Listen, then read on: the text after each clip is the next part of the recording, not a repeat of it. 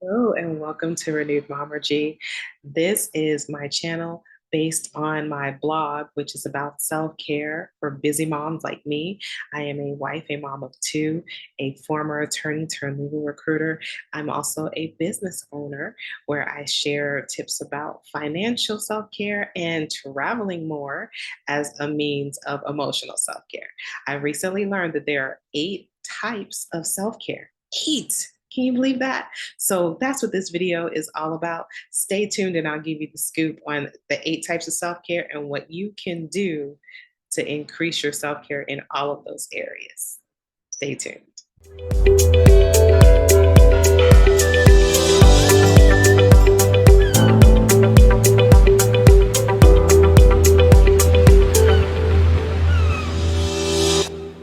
Hello, everyone. If you are new to my channel, I should say my page, whatever, it's late. Manisha Taylor. I have a blog called Renewed Momergy. I am also a wife and a mom of two. I am a former attorney turned legal recruiter, and I also have a travel financial business. But I wanted to come to you today because my passion is very much around self care for moms, helping moms realize that they need self care. And so I recently learned that there are 8 types of self care. I had no idea. I think a lot of people think that self care is literally just um, taking care of you, pampering, journaling, yoga, meditation, uh, putting, your feet in getting a pedicure, putting your feet in the foot spa and letting it massage you, different things like that. I think that's what people think of when they think of self care. And a lot of moms, we just don't think we have time to do all that. So I'm always trying to look for quick self care tips that I can offer other moms because that's what helps me is quick self-care. Like taking a breathing break for 5 minutes or journaling for 15 minutes or meditating for 10 minutes or, you know, any of those types of things. Like I'm always looking for different things I can do quickly to help relieve stress and keep my energy going so I can get all the things done that I need to do. So I'm just diving through and researching and looking for different ideas for self care. I came across an article that basically said there's 8 types of self care. So I'll tell you what they are and I'll give you an example of each and some tips that can go along with each one. So the first one is physical. So there's physical self care, and that of course involves exercise, eating healthy, getting enough sleep. So those are 3 things that you can do to help with your physical self care. So going for a walk, going for a bike ride, getting your body moving, eating healthy, hydrating, drinking enough water, getting enough sleep. All those things will help with your physical self care. The next one is emotional. So, emotional self care, I think, is what a lot of people think about managing stress, doing things to manage your stress, doing things to manage your boundaries, right? Set boundaries for yourself, uh, and practicing compassion with other people. So, all of that is related to emotional self care. And I think that's where you see a lot of the practices where it's like, okay, self care involves pampering and journaling and knitting and yoga and stuff. I think people think emotional self care, stress relief, and I think that's where the majority of people think that self care is. But there's so many other types. So those are 2, physical and emotional. The third one is intellectual. Yes, I'm reading because I had to write all this stuff down. It's a lot. So the third one is intellectual, and it concerns learning and growing. So it's like engaging in stimulating activities, um, using creative outlets, uh, and just continuing to learn and grow. So that's what intellectual stuff here is. So if you're a person that likes to watch educational documentaries or just reading educational books or you just always like to learn stuff.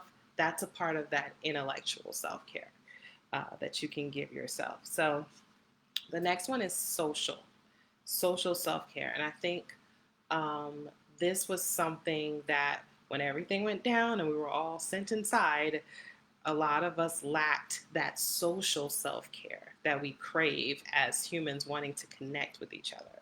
So, social self care is staying connected with loved ones, having meaningful interactions, giving and receiving support. So, all of that comes from socializing with other people. And a lot of people dealt with not having that social self care because we were all sheltered in place. We couldn't go and interact in person with other people. You know, there's something about being in person.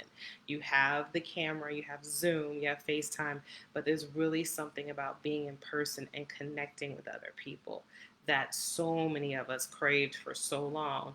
And now people are getting out and interacting more. Um, so that's a part of the social self care. So environmental self care, or is sometimes called space self care, that's spending time in nature, living in a space that's safe and comfortable, taking care of your surroundings. So all of that, like I said, space, environmental or space self care, that's a part of enjoying your surroundings, taking care of your surroundings, spending time in nature. All of that's a part of environmental self care. Um, Another one that I recently learned about is financial self care. Had no idea that this was a thing either, but financial self care, and it basically means being mindful of your spending, saving for your future, living within your means, which is very difficult to do, but you can start by taking small steps and doing things little by little to help your financial outlook. And that's considered financial self care, which, if you think about all of these things, all of these different types of self care, if you think about that, it really is about managing stress ultimately.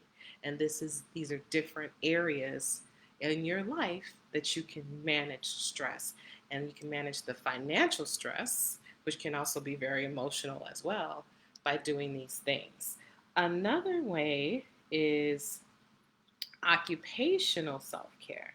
So, occupational self care is choosing a career or business that's fulfilling, managing work stress, and setting boundaries between work and life. So, even as much as you enjoy what you do, you still need to set boundaries because what? If you work too much, then guess what? You'll be stressed. You'll be overworked, right? So you still have to set boundaries, even if you have something that you're doing that's fulfilling, and managing the stress that comes along with it. You still also need to set those boundaries as well. Spiritual self care means connecting with your values and beliefs, discovering your purpose, and practicing gratitude. And so spiritual self care, that is something we all need to do.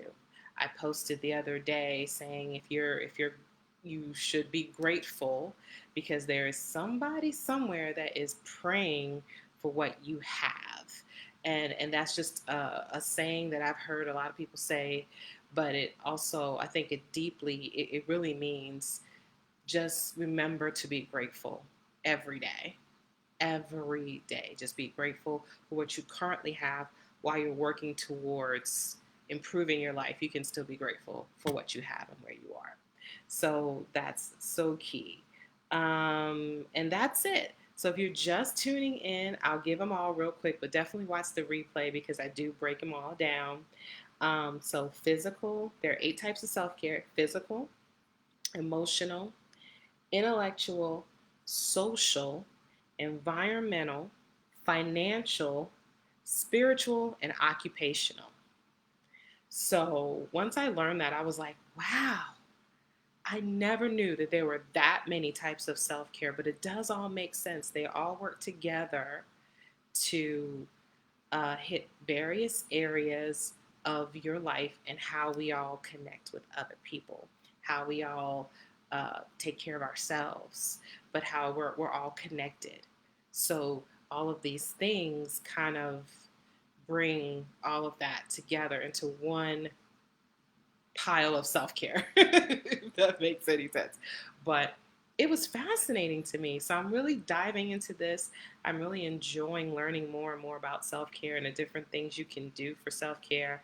I'm sharing them on my blog, on my Facebook page, all called Renewed Momergy, on my YouTube channel, all of it. I'm sharing all of this information because I think it's so key, especially for if you're a busy mom like me. Self care is just paramount. It's literally helped me so much with dealing with anxiety and dealing with depression. Putting self care as a priority has helped me be a better caregiver to my kids, be a better wife, be a better employee and business owner. Self care has been the key to keep me sane, as well as help me with dealing with anxiety and depression, which I do deal with from time to time. So it's a journey, it's a process, but am I better than I was? Yes, much better than I was. So I will say definitely research this like for yourself, like get this information. It's so helpful. But I wanted to share the 8 types of self-care with you. I was blown away when I learned about that. So definitely if you're seeing this, uh, you know, share this with other people that you think this might be helpful for. If you know people who just really need to look at how they are caring for themselves and get different tips and ways to focus on self care, share this with them, tag them in this video. But I just want you guys to know about that. So I'm going to go. I know it's late, it's a Saturday evening. I just put the kids in the bed. So I just wanted to come on here real quick and share this self care information with you. Have a great night. I'll see you soon.